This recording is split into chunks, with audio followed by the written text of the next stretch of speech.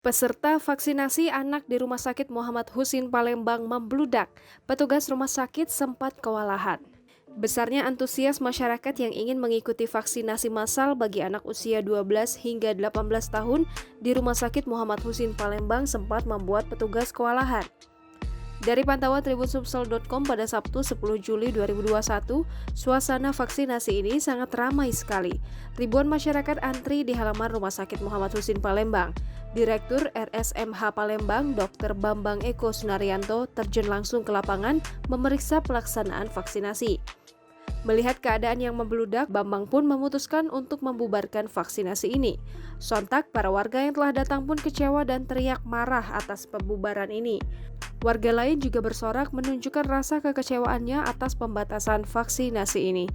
Akhirnya masyarakat yang tidak terdaftar membubarkan diri dan pelaksanaan vaksinasi di RSMH tetap berjalan.